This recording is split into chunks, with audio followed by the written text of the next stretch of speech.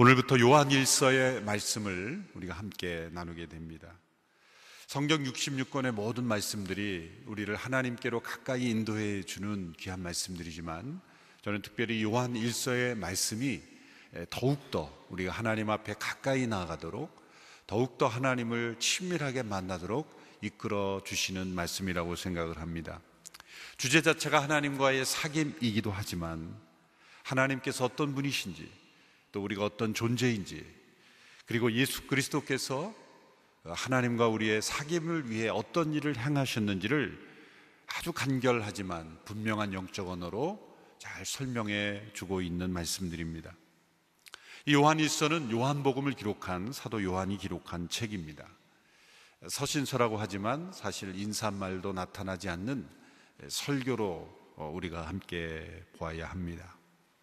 어떤 학자는 이 요한일서를 요한복음의 주석 역할을 한다, 그 요한복음을 시대적으로 적용한 말씀이라고 하기도 합니다. 그렇게 보면 누가가 기록한 이 누가복음과 사도행전, 첫 번째 기록한 누가복음, 또 그 이후에 복음의 역사를 기록한 사도행전의 관계와도 같다고 볼 수 있습니다. 요한일서가 기록된 시기는 주후 85년경입니다. 그때는 대부분의 1세대 사도들이 이미 다 죽고, 이제 사도 요한이 이 사도들 가운데서는 가장 오래 살았던 사도라고 알려지고 있습니다. 그가 다른 사도들은 다 순교할 때 왜 혼자 오래 살았는가 의심의 눈으로 볼 필요는 없습니다.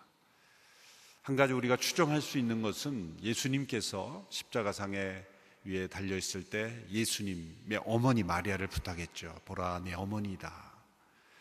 그래서 에베소에 가면은 그 사도 요한이 예수님의 어머니 마리아를 모시고 마지막까지 살았던 그 기도원이 남아있죠. 아마도 예수님의 어머니, 예수님의 부탁을 받고 그 마리아를 끝까지 섬기는 일에 우선순위를 두었기 때문에, 그가 복음을 열심히 전하다가 순교한 사도들과 다르게 이 비겁한 그 모습 때문에 오래 살았던 것은 아니다.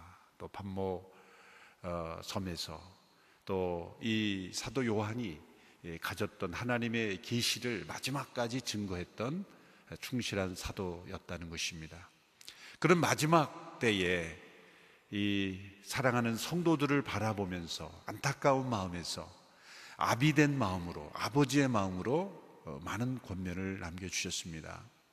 특별히 요한일서를 보면 자녀들아, 내 사랑하는 자녀들아, 자녀들아, 그런 호칭을 자주 사용하는 것으로 보아서 그의 노년의 때에 후배 믿음의 사람들에게 주시는 따뜻한 영적인 권면이라고 볼 수가 있습니다. 요한일서를 기록한 목적은 5장 13절에 잘 나타나 있습니다. 우리 같이 한번 읽어볼까요? 요한일서 5장 13절 시작. 내가 하나님의 아들의 이름을 믿는 여러분에게 이것을 쓴 것은 여러분이 영원한 생명을 갖고 있다는 것을 알게 하기 위함입니다. 이 말씀에 보면 요한일서를 읽는 독자를 명시하고 있습니다. 그들은 하나님의 아들의 이름을 믿는 사람들이라고 했습니다. 이미 믿는 사람들입니다. 하나님의 아들의 이름, 예수 그리스도의 이름을 믿는 사람들에게 이것을 쓴 것입니다. 그 목적은 그들에게 영원한 생명이 있음을 알게 하려 함이라.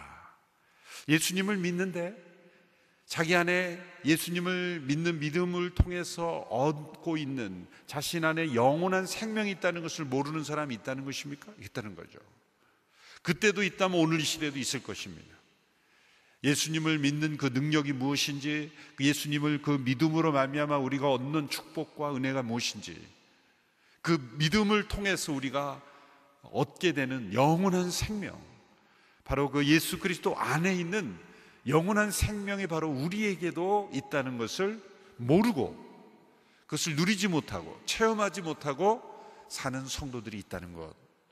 다른 말로 말하자면 예수님 믿고 구원받았지만 내가 구원받았는지 확신하지 못하고 사는 사람들, 예수님을 믿음을 통해 얻는 그 이름의 능력을 체험하지 못하고 사는 사람들이 있다는 것이죠. 그렇다 그래서 구원을 못 받는 것이냐? 그것은 아닙니다. 구원에 확신 없으면 구원받지 못한 사람이다 라고 말하는 사람들이 구원파죠. 매우 위험한 이단입니다. 확신은 우리의 구원을 결정하는 문제는 아닙니다. 때로 우리의 믿음은 흔들릴 수 있습니다. 그러나 구원받은 사람이 확신을 누리게 되는 것은 너무나 누려야 될 축복이죠. 자신이 구원받았음을 확신하지 못하고 살아가는 것은 얼마나 비참한 일입니까? 하나님의 아들을 믿는 너희들에게 영원한 생명이 있음을 알게 하는 것, 깨닫게 하는 것, 그것을 우리가 깨닫고 체험하고 누리는 것은 너무나 중요한 것입니다. 그러므로 요한일서는 그 시대뿐만 아니라 오늘 이 시대에도 우리에게 너무나 중요한 말씀인 것입니다.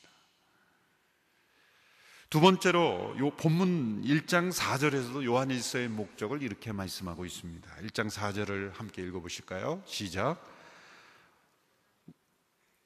우리가 이 글을 쓰는 것은 우리 서로의 기쁨이 가득 차고 넘치게 하려는 것입니다. 우리 서로의 기쁨이 가득하고 넘치게 하는 것이다. 왜 이 기쁨이 넘치게 하는가? 그 이유는 이 구절에 설명하고 있지 않지만 우리 첫 번째 말씀드린 요한일서 5장 13절의 목적과 이 1장 4절의 목적은 서로 연결되는 것이죠. 1장 4절의 이유가 바로 5장 13절이 되는 겁니다. 왜 우리의 서로의 기쁨이 넘칩니까? 바로 우리 안에 있는 영원한 생명이 있음을 깨닫고 확인하게 될 때 우리의 기쁨이 넘치게 되는 거죠. 서로 다른 목적이 아니라 서로 연결되는 목적인 것입니다. 또 1장 3절에서도 이 책을 기록한 세 번째 목적이 나타납니다. 1장 3절의 말씀을 같이 읽어볼까요? 시작. 우리가 보고 들은 것을 여러분에게도 전파합니다.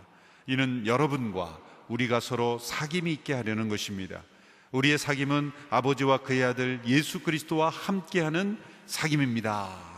우리가 보고 들은 것을 여러분들에게도 전파함은 여러분이 우리와 사귐이 있게 하려는 것인데, 그 사귐은 우리끼리의 사귐이 아니라 하나님과 그의 아들 예수 그리스도와 함께하는 사귐이다. 이 세 가지 목적은 서로 연결되는 것입니다. 이 세 가지의 구절을 한 문장으로 연결하면 이렇게 말할 수가 있는 거죠. 예수 그리스도를 믿는 사람들에게 그들에게 영원한 생명이 있음을 알고 확신하게 하며, 그 생명으로 인해서 하나님과 예수 그리스도와 사귐을 갖게 하며, 그 사귐의 결과로 우리 안에 기쁨이 충만히 넘치게 하려 합니다. 중요한 세 개의 핵심 단어가 등장하죠. 첫 번째는 영원한 생명, 예수 그리스도를 믿음으로 하며 주어지는 영원한 생명. 두 번째는 그 영원한 생명 가운데 가지게 되는 사귐, 하나님과 예수 그리스도와의 사귐, 성도 간의 사귐. 세 번째는 그 사귐으로 인하여 일어나는 우리에게 주어지는 축복, 그것은 바로 기쁨이라는 거죠. 요한일서 오늘 본문 1절에서 4절은 요한일서 전체의 서론 역할을 하면서 동시에 이 요한일서를 통해서 받는 축복이 무엇인지를 요약하는 세 개의 단어를 설명합니다. 첫 번째는 생명이라는 단어입니다. 오늘 본문 1, 2절에 세 번씩이나 반복되죠. 두 번째 단어는 사귐이라는 단어입니다. 오늘 본문 3절에 두 번이나 등장합니다. 세 번째는 4절에 나타나는 이 기쁨이라는 단어입니다. 이것은 매우 논리적 순서를 가지고 있습니다. 하나님의 행하시는 일을 우리에게 너무나 잘 보여주는 것입니다.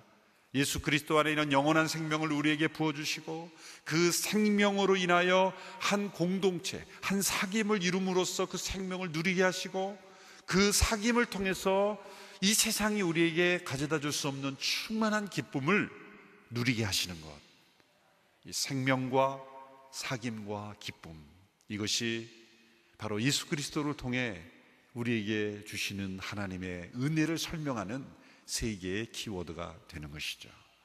첫 번째는 생명입니다. 오늘 본문 1절 2절의 말씀을 우리 같이 함께 읽겠습니다. 시작.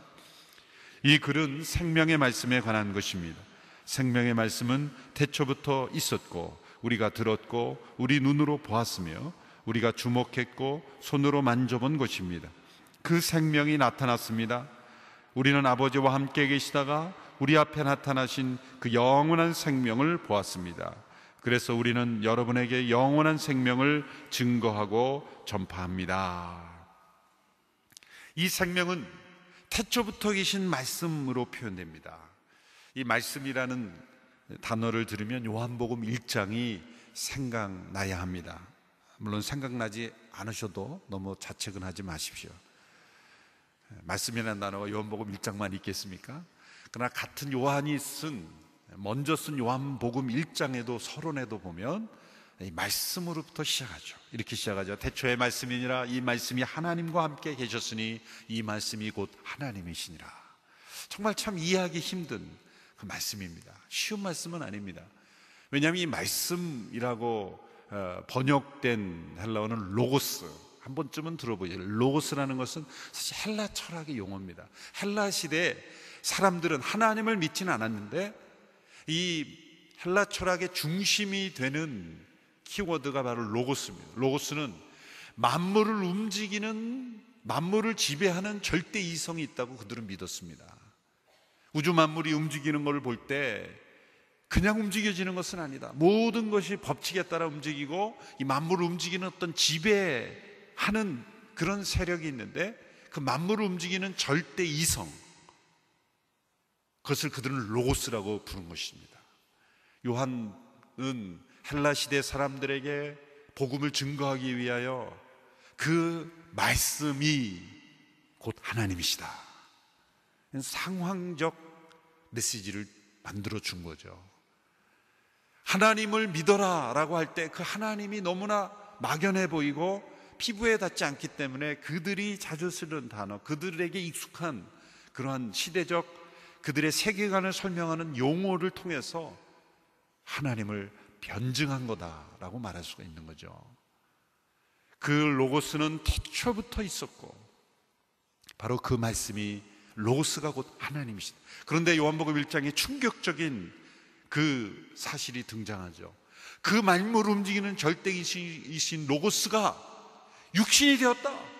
육신이 되었다. 그 육신이라는 단어, 영어로 flesh라고 하죠. 그 헬라어는 삭스라고 하는, 그것은 우리의 그냥 바디, 몸을 의미하는 게 아닙니다. 그것은 육체 덩어리다. 육체 덩어리다. 죄로 말미암아 썩어질 육신이다 라는 거예요. 헬라 시대 사람들이 있을 수 없는 겁니다. 헬라 시대는 이혼론이 팽배했죠. 영은 선하고 육은 악하다. 유명한 말이 있죠. 몸은 무덤이다. 소마 세마. 몸은 무덤이다. 몸은 곧 무덤이라고 알았던, 그 육체로부터 벗어나는 것이 구원이라고 믿었던 그런 헬라 시대에 그 말씀이 육신이 되었다라는 성육신은 엄청난 충격이고 파격적인 그런 선언인 것입니다. 헬라 시대 사람들이 1장을 읽을 때 눈이 번쩍 띄었던 그런 말씀인 거예요. 야, 도대체 어떻게 이렇게 말할 수 있지? 라고 주목을 끌 수밖에 없는 그런 언어죠. 근데 요한 1서에서는 그 말씀을 생명이라는 단어로 바꾸어서 사용하는 겁니다. 요한복음 1장에서는 말씀이 하나님과 함께 계셨고 태초부터 계셨고 그 말씀이 하나님이다 이렇게 설명을 했는데, 요한 1서에서는 말씀이라는 단어가 나오지만 생명이라는 단어에 더 포커스를 둔 거예요. 요한일서는 생명과 말씀을 연결해서 생명의 말씀 이렇게 설명했죠. 이 생명의 말씀은 태초부터 있었고, 요한복음처럼 태초부터 있었고, 그런데 그 말씀은 우리가 들었고 눈으로 보았고 주목했고 손으로 만져보았고 그 생명이 우리에게 나타난 바 되었다. 생명의 포커스를 더 둔 거예요. 말씀으로 나타난 그 하나님인 곧 영원한 생명이신데 그 생명이 우리에게 나타나신 바 되었다. 요한복음 1장에서는 말씀이 육신이 되었다라는 표현을, 요한 1서에서는 그 생명이 우리에게 나타나신 바 되었다. 그 생명이 우리에게 나타나신 바 되었는데 우리가 눈으로 보고 주목하고 손으로 만질 수 있는, 곧 우리가 체험할 수 있는, 우리가 경험할 수 있는 그 분으로 영원한 생명이 우리에게 나타나셨다는 거죠. 그 생명은 추상적인 존재가 아니라, 단지 개념이 아니라 우리가 경험할 수 없는 어떤 신비적 영역에 있는 분이 아니라 그 영원한 생명은 살아있는 생명이요, 우리의 오감으로 체험할 수 있는 영원한 생명으로 우리에게 나타나셨다는 거예요. 결국 이 영원한 생명은 누구를 의미하는 것입니까? 예수 그리스도를 설명하는 거죠. 요한이 조금 더 쉬운 말로 예수님이 세상에 오셨는데 그 예수님을 우리가 만졌고 악수도 해봤고 허그도 해봤고 그 예수님 말씀을 귀로 들었고 예수님과 함께 동행했고, 이렇게 그냥 쉽게 설명하면 될 것을 대체부터 계셨던 영원한 생명의 말씀이 우리에게 나타나신 바 되었고 그 생명을 우리가 눈으로 보고 주목하고 손으로 만졌다. 왜 이렇게 신비한 언어, 영적인 언어를 사용하는 것일까? 그런 질문을 던질 수가 있습니다. 쉽게 설명할 수 있는 것을 왜 이렇게 어렵게 설명하는 것일까라고 여겨질지 모르지만 이것은 두 가지 목적 때문이었을 겁니다. 첫 번째는 그 당시 요한일서를 읽는 그 독자들이, 그 헬라 시대 사람들에게 가장 적합한 언어가 무엇인가가 중요해요. 1차적으로는 오늘 이 시대보다도 그 당시의 사람들에게 더 이해가 쉬웠던 언어일 수 있다는 거죠. 또한 그 당시에 요한 일서를 읽는 독자들이 처한 교회의 위기는 바로 그 시대의 철학으로 인해서 복음이 무너지고 있는 위기였습니다. 초창기에 1세대 사도들이 가졌던 복음에 대한 확신, 십자가 부활에 대한 진리, 그것을 누리고 살아갔던 시대가 점점 지나가서 이제 주후 85년이라는 시간이 흘렀을 때에는 이제 2차적으로 복음을 들었던 시대의 사람들이 있었기 때문에 그들은 복음도 들었지만 그 시대의 철학 사조와 사상에도 동시에 물들었던 사람들입니다.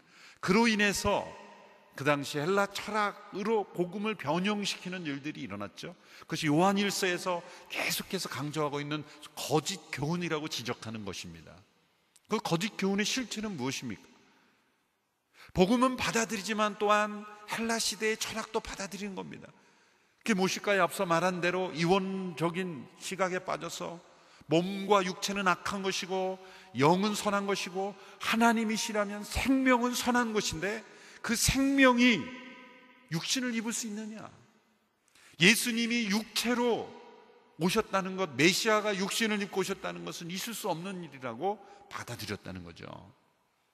소위 이제 이후에 영지주의라고 말하고 발달되는 그런 잘못된 사상체계, 그것은 영은 선한 것이고 몸은 악하다는 그런 이원론의 기초에서 예수님이 하나님의 아들이시라면 그분은 육신을 입어서는 안 된다, 입을 수 없는 것이다. 그래서 그들은 이렇게 믿었죠. 십자가에서 죽으신 분은 육신이 죽으신 게 아니라 잠시 육신을 입었던 것처럼 보였을 뿐이다. 그래서 가현설이라는 것이 유행했어요. 수많은 사람들이 믿었죠. 여러분, 요한일서 4장 2절에서 이렇게 지적하는 내용이 나오죠. 4장 2절을 말씀 우리 같이 읽어볼까요? 시작. 여러분이 하나님의 성령을 알아보는 방법은 이것입니다. 곧 예수 그리스도께서 육체로 오신 것을 시인하는 영은 다 하나님에게서 나온 것입니다. 4장 전체가 강조하고 있는 것은 이 시대의 악한 영을 분별하는 방법이 뭐냐? 예수님이 육체로 오셨다는 것을 인정하는 사람은 하나님께로 오신 영을 믿는 것이요, 예수님이 육체로 오신 것을 인정하지 않은 자마다 거짓 영이다. 그 시대의 가장 위험한 이단 중에 하나는 예수님이 진정한 사람일 수 없다는 거예요. 여러분, 이것을 곰곰하게 생각하면 우리에게 엄청난 교훈을 가져다 줍니다. 여러분, 주후 80년 전후에 그때는 아직 예수님을 직접 목격한 증인들이 살아있었던 시대입니다. 그런데 그 시대에 가장 사람들이 믿기 어려워했던 것은 무엇입니까? 그 시대에 가장 사람들의 믿음을 무너뜨렸던 건 무엇입니까? 예수님이 하나님이시라는 주장이 아니라 예수님이 사람이실 수가 없다는 주장이었어요. 그럼 예수님이 하나님이심을 부정하는 이단은 왜 등장하지 않았는가? 너무나 명백한 증거가 있으니까 그런 이단은 나올 수가 없었던 거죠. 예수님의 신성을 믿지 못하는 사람보다는 예수님이 신성을 믿지 못하는 사람이 더 많았다는 거예요. 왜 그랬을까요? 그것은 그 시대에 직접 예수님의 신성을 목격한 증인들이 살아있었던 시대였기 때문이에요. 오늘날 이 신문에도 과거 6.25 전투에 대해서, 어느 고지의 전투에 대해서 실제 참전했던 용사들의 기록들이 가끔 나오잖아요. 근데 그것을 거짓말로 쓸 수가 없죠. 왜? 그 시대에 참전했던 용사들이, 그분들이 아직도 살아계시기 때문이에요. 만일 그것을 왜곡되게 쓰거나 잘못 기록했다면 이거 거짓말이다라는 그 비난이 빗발치겠죠. 그런데 이제 그 6.25 전쟁을 경험하지 못한 시대에 적어도 한 1세기가 지난 이후에 쓴 기록을 그 시대의 생존자들, 체험자들이 살아있지 않는 시대에는 역사가 점점 왜곡될 수도 있는 겁니다. 여러분, 오늘 이 시대에 예수님에 관한 가장 큰 도전은 무엇일까요? 예수님이 실제 존재했던 역사적 인물이라는 것을 믿지 못하겠다는 사람이 있을까요? 아마 바보라 할 겁니다. 예수 믿지 않는 사람들도 어떤 학생이 선생님, 예수님이 진짜 있었던 인물이야 그러면 이 바보야, 역사책 좀 읽어 그럴 거예요. 근데 어떤 학생이 예수님 하나님이셨어요 그러면 이 바보야, 그건 사실이 아니야 라고 말하는 불신자들이 있을 거예요. 누가 바볼까요? 여러분, 1세기에 실제로 존재하였던 수많은 사람들이 예수님이 누구신가에 대해서 오히려 의심하고 믿기 어려워했던 것은 예수님의 신성이 아니라 육체로 예수님이 오신 하나님이라는 것을 받아들이지 못했어요. 그것은 우리에게 무엇을 역설적으로 설명해 줍니까? 예수님의 신성이 확실했다는 거죠. 그 증거가 분명했다는 거죠. 그것을 체험한 증인들이 그 당시에 살아있었다는 거죠. 그렇다면 오늘 시대 우리가 그것을 정반대로 적용한다면 오늘 시대 사람들이 믿기 어려워한 예수 그리스도가 그분이 하나님이시요 하나님의 본체시요 신성을 가지신 분이라는 것은 믿어야 하지 않을까라는 거죠. 두 번째 목적은 예수 그리스도를 믿는 사람들은 모두가 다 영원한 생명을 지금도 경험할 수 있다는 것을 알려주기 위해서일 겁니다. 요한복음을 기록한 목적은 달랐죠. 요한복음 20장 31절에 보면 이렇게 되어 있습니다. 20장 31절 요한복음의 목적은, 이것들이 기록된 목적은 여러분들로 하여금 예수가 그리스도시며 하나님의 아들이심을 믿게 하고 또 믿어서 예수의 이름으로 생명을 얻도록 하기 위함입니다. 그러니까 요한복음은 믿지 않는 사람들을 믿게 하는 목적이고, 요한일서는 이미 믿는 사람들이 그 영원한 생명을 체험하고 누리도록 하기 위해서 기록된 것이죠. 오늘 이 시대 요한일서는 우리에게 무엇을 설명해 주고 있습니까? 그 예수님을 사도들이 눈으로 보고 주목하고 손으로 만진 바 된 그 영원한 생명이신 그분을 예수 그리스도를 믿는 모든 사람들은 동일하게 체험할 수 있다는 것을 알려주기 위해서입니다. 물론 사도들이 갈릴리 호숫가를 예수님과 함께 거닐고 예수님의 육신의 음성을 직접 들은 것과 같은 방식의 체험은 아니겠죠. 그런 방식으로 체험한다는 것은 아닙니다. 저도 고등학교 때 예수님을 만나고 싶어서 어려서부터 유아 세례를 받고 이 교회를 다녔지만 나 예수님을 만났다라는 그런 사람들의 간증을 들을 때마다 부러웠어요. 그래서 기도실에 가서 학교 기도실에 가서 막 기도했어요. 점심도 먹지 않고 기도했던 적이 있습니다. 예수님을 좀 보여달라고. 내가 교회 이렇게 오래 다녔는데 친구들이 너 예수 만났어 그러면은 내가 만났다라고 얘기를 할 수 있어야 될 거 아니냐고. 그래서 점심도 먹지 않고 금식하며 기도했던 기억이 나요. 그 결과 예수님이 생생하게 나타났으면 얼마나 좋았겠어요. 그냥 배가만 고프고 들어왔어요. 내 눈으로 이렇게 사도 요한이 말한 것처럼 육신의 눈으로 보고 손으로 만지는 예수님으로 나타나지 않으셨다는 거예요. 그때 얼마나 배가 고팠는지 지금도 그게 느껴질 정도로 정말 그렇게 간절하게 허리띠를 졸라매며 예수님 그렇게 보여달라고 기도했는데 그렇게 나타나지 않으셨어요. 그런데 그 간절한 기도가 그냥 무시됐을까요? 아니죠. 1년 반이 지난 어느 날 예수님은 살아계신 임재 인격으로 지금도 살아계신 그 그리스도의 영으로 저에게 생생하게 찾아오셨어요. 오히려 육신의 눈으로 사도 요한과 그 제자들이 본 예수님은 인간의 모습 속에 그렇게 제한된 모습이었는지 모릅니다. 그러나 성경 전체에서 수많은 사람들을 만나신 사람마다 그들의 필요에 맞게 그들의 문제에 가장 적합하게 만나주신 그리스도의 영으로 임재하시는 그 살아계신 생명이신 그분을 만났다는 거죠. 육신의 눈이 아니라 영의 눈으로, 믿음의 눈으로, 살아계신 인격으로 성령의 임재하심 가운데 그 예수님을 만나게 되었다는 것. 그 기도는 하나님은 무시하지 않으셨다는 거죠. 여러분, 우리가 예수님을 믿는 것은 단지 예수님 말씀하신 어떤 말씀을 그냥 암송하고 동의하고 지적인 그런 동의라는 것이 예수님 믿는다는 것 차원이 아니에요. 그것은 물론이고, 우리가 예수님을 믿는다는 것은 살아계신, 지금도 살아계신 그리스도의 임재를 체험하는 것입니다. 기독교란 무엇인가라는 대답에 여러분 뭐라고 대답할까요? 기독교란 예수님이 말씀하신 것을 믿는 차원이 아닙니다. 기독교란 곧 그리스도이십니다. 스테판 닐이라는 유명한 학자는 기독교와 타종교와의 차이를 설명하는 책에서 그렇게 말했어요. 기독교는 곧 예수 그리스도 그분이시다.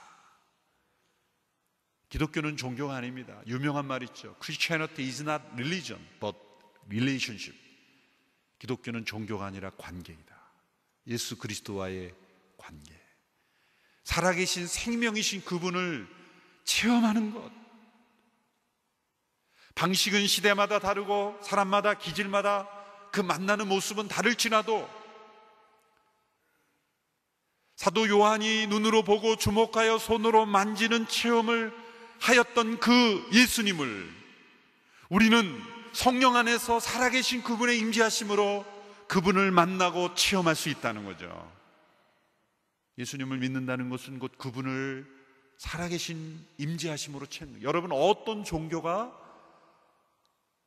그 중심에 살아계신 인격의 임재가 있습니까?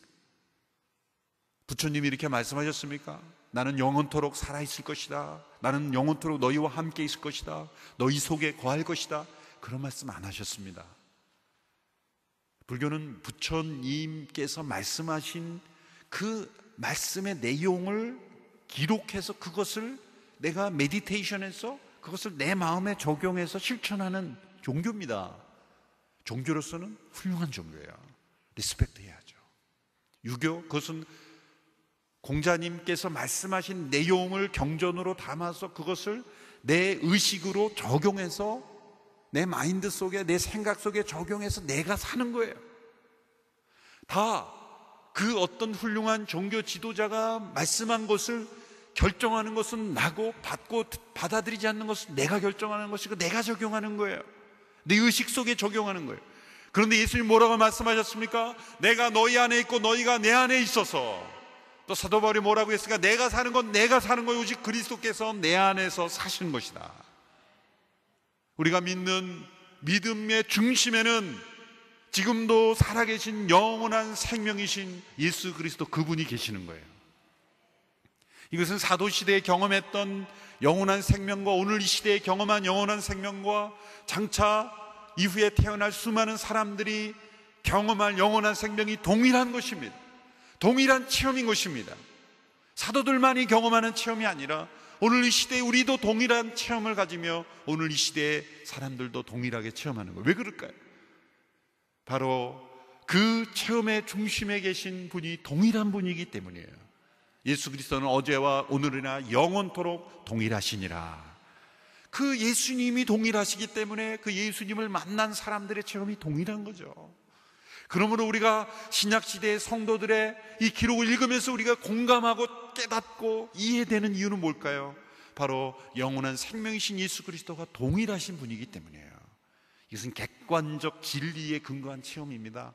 각자가 직통계시로서 서로 다른 예수님을 만나는 게 아니라 실제이신 영원한 생명이신 객관적 진리이신 실체이신 그분이 살아 존재하시기에 오늘 이 시대에 한국에서나 저 아프리카에서나 중국에서나 러시아에서나 동일하게 예수 그리스도를 만나는 체험이 동일한 거예요. 희한한 것은 세계 교회 지도자들이 모여서 때로 예수님을 만나지 못한 사람들이 이상한 소리를 하긴 합니다만은 동일하게 예수님을 만난 사람들이 모여서 선교 컨퍼런스를 하면 다 이해가 되는 거예요. 이해가 되는 거예요. 왜 그럴까요? 과학자들은 함께 모여서 동일한 법칙을 이야기할 수 있는 거죠. 이해할 수 있는 거예요. 같은 세계를 말하기 때문에. 그러나 놀라운 것은 예수 그리스도를 만난 사람들이, 저 남미의 사람들이 있었건, 저 아프리카 사람들이 있었건, 저 북아프리카의 남아프리카 공화국에 있었던 그런 앤드류 머레이라는 분이 쓴 글을 오늘 이 시대에 읽어도 우리가 은혜를 받고 동일한 체험을 하는 것은 바로 동일한 영원한 생명이신 예수 그리스도를 만나는 것이기 때문이죠. 그것을 우리에게 증거하기 위해서 영원한 생명이신 그분, 단지 나사렛 예수라는 이름으로 설명하지 않았지만 영원한 생명이신 그분을 우리가 보고 주목하고 손으로 만짐받은 것 같은, 아니 우리 육신의 손이 만지는 것보다 더 확실하게 느껴지고 체험되는 영으로 임재하시는 영원한 생명을 우리가 체험할 수 있다는 것입니다. 이 사도 요한은 영원한 생명을 체험하는 이 일에 다른 성도들을 초대하고 있는 거예요. 그래서 사귐이라는 단어를 쓴 겁니다. 사귐. 1장 3절의 말씀을 우리 같이 함께 읽겠습니다. 시작. 우리가 보고 들은 것을 여러분에게도 전파합니다. 이는 여러분과 우리가 서로 사귐이 있게 하려는 것입니다. 우리의 사귐은 아버지와 그의 아들 예수 그리스도와 함께하는 사귐입니다. 예수님을 믿는 것은 단지 죄 용서 받는 것만이 아닙니다. 예수님과 사귀는 것입니다. 예수를 믿는 것은 예수님의 좋은 가르침을 그냥 듣고 가는 것이 아닙니다. 살아계시며 영원한 생명이신 그분과 교제하는 것입니다. 여러분이 사귐이 가능하기 위해서는 조건이 있죠. 그것은 우리가 그분과 교제하기 위해서는 그분의 생명을 받아야 되는 것입니다. 그분의 생명이 우리 가운데 있어야 되는 거죠. 우리는 죄와 허물로 죽어 있습니다. 죽었다는 것은 하나님과 교통이 끊어졌다는 겁니다. 육신으로도 죽을 뿐만 아니라 영적으로도 죽어 있다는 것은 생명이신 하나님과 교통할 수 없다는 거예요. 타락하기 전에 우리가 가질 수 있는 최고의 축복은 바로 살아계신 영원한 생명이신 그 하나님과 교제할 수 있었다는 거예요. 마치 친구가 이야기하듯이 서로 대화할 수 있었다는 거예요. 그런데 죄로 말미암아 우리 안에 있는 그 생명이 끊어졌을 때 우리는 하나님과의 사귐이 끊어졌던 것입니다. 이제 예수 그리스도가 우리의 죄를 대신하여 십자가에 못 박혀 죽으셨을 때 우리에게 그 영원한 생명을 다시 공급해 주시는 채널이 된 것입니다. 여러분, 우리의 그 신체 장기 한 부분이 못 쓰게 되었을 때 이식을 하잖아요. 우리 교회에도 세계적인 그 장기 이식하는 그런 박사님들이 여러 분 계시지만 신비하죠. 다른 사람의 장기를 그 다른 사람의 몸에 그렇게 이식해도 그것을 서로 이겨나가면서 함께 하나가 돼서 살아갈 수 있다는 것, 여러분 얼마나 신기합니까? 다른 사람의 세포가 들어와도 여러분 우리는 약간의 거부 반응이 있지만 좀 그것을 시간이 지나고 약물을 사용하면 그것을 받아들이는 그런 한 몸으로 받아들일 수 있다는 것은, 여러분 우리가 몸이 떨어져 있을 때에도 우리가 서로 마음이 하나 될 수 있다는 걸 보여주는 증거가 아닐까요? 그렇게 되기 싫습니까? 다른 사람의 세포가 들어와도 받아들일 수 있는데 그냥 멀리 떨어져 있는 사람 그냥 만나서 그냥 하나 되는 것, 그게 어느 게 더 쉬운 겁니까? 사실은. 그렇다면 우리가 그리스도의 한 몸 된 지체로서 서로 기질도 다르고 상도 하지만 그냥 몸 밖에 있잖아요. 몸 밖에. 그렇다면 몸 밖에 있는 걸 감사하고 그냥 이렇게 하나 될 수는 없는 건가? 그런 거죠. 몸 밖에 있는 것도 견디지 못하는 거예요. 어떤 내 눈에 보이는 것 자체도 걷기 싫은 거예요. 지나친 거부 반응이죠. 너무 지독히 서로 몸 밖에 있는 다른 사람을 그냥 알러지 반응에 거부 반응이 일어나는 것, 그냥 보기도 싫어서 쳐다보면 확 눈독을, 이거는 그 사람 문제도 있지만 내 안에도 문제가 있다고 생각을 하셔야 돼요. 이거를 알러지라 그래요. 과민 반응. 알러지는 과민 반응이에요. 그렇게 반응하지 않아도 되는데 과민 반응하는 거예요. 그것은 내 안에도 어떤 문제가 있다고 생각하셔야 돼요. 그런데 제가 말씀드리고 싶은 것은 사실 그게 아니고, 우리는 하나님의 생명을 이식받아야 되는 거예요. 그러니까 이거는 장기 이식 정도가 아니라 생명의 이식이에요. 생명의 이식. 예수님을 믿는다는 것은 생명 이식 수술이에요. 근데 그 수술대가 뭡니까? 십자가에 십자가에 올라가면 생명을 이식시켜 주시는 거예요. 어떤 방법으로? 예수님께서 우리의 옛사람, 하나님과 사귈 수 없는 옛사람을 십자가에 못 박아 장사 지내고, 그리고 새 생명으로 예수 그리스도의 부활과 함께 다시 사랑해 하심으로 우리에게 하나님의 생명, 예수 그리스도 안에 있는 영원한 생명을 우리에게 이식시켜 주시는 겁니다. 십자가는 수술대입니다. 십자가는 우리에게 영적 생명을 이식시켜 주는 수술대라는 것이죠.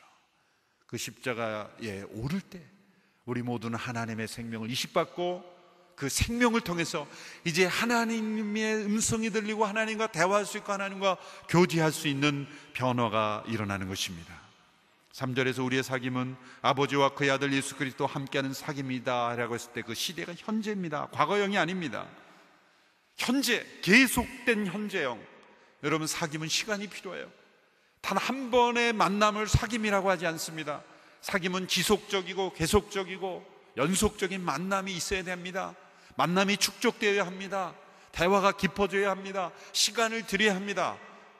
그 사귐이 계속될 때 우리 안에는 하나님의 생명이 흘러넘치게 된다는 거예요. 그 결과가 뭡니까? 기쁨이죠. 기쁨. 1장 4절의 말씀을 우리 같이 함께 읽겠습니다. 시작.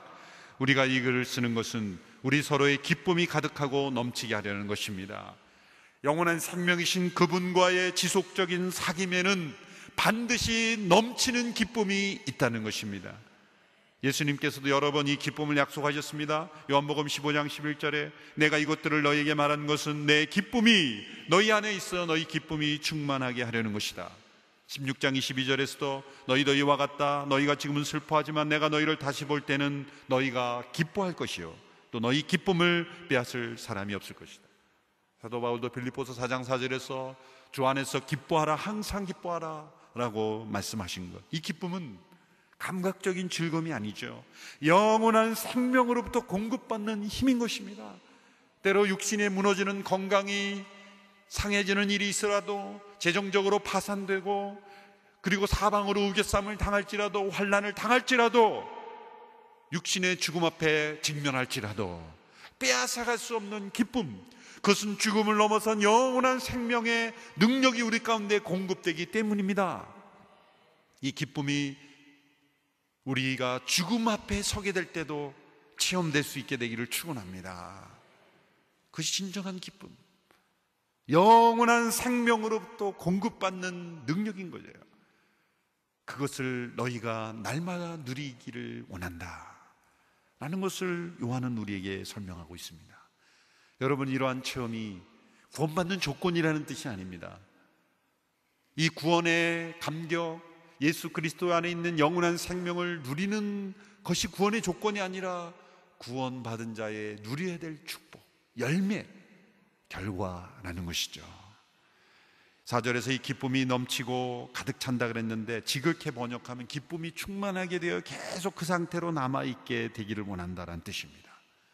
우리의 삶 속에 이 기쁨이, 영원한 생명이신 그분과의 사귐을 통해서 누리게 되는 이 기쁨이 계속해서 남아있게 되기를 축원합니다. 이 기쁨이 넘친다면 그 사람은 반드시 사도 요한처럼 다른 사람에게 이것을 전파하기를 원할 겁니다. 이 사귐에 다른 사람들도 초대하기를 원할 겁니다. 하나님과 예수 그리스도와 함께하는 우리의 사귐에 다른 사람도 사귐에 초대하기를 원할 겁니다. 나만 이 사귐을 누릴 거야, 나만 이 생명을 누릴 거야, 나만 이 기쁨을 누릴 거야 라고 말하는 사람은 둘 중에 하나입니다. 첫째는 지독한 이기주의자든, 아니면 아직 자기 안에 영원한 생명이 있는지를 모르건, 둘 중에 하나죠. 생명이신 예수 그리스도의 사귐을 더 깊이 누리시기를 축원합니다. 그 사귐의 기쁨을 충만히 누리시기를 바랍니다. 그리고 그 사귐의 축복을 모르는 자들에게 초대하시고 전파하는 우리 모두가 되기를 축원합니다. 기도하겠습니다. 하나님 아버지, 우리에게 영원한 생명을 선물로 주시며 그 선물로 말미암아 생명을 이식받아 말미암아 하나님과 교통하게 되었고 교제하게 되었고 날마다 사귈 수 있음을 감사합니다.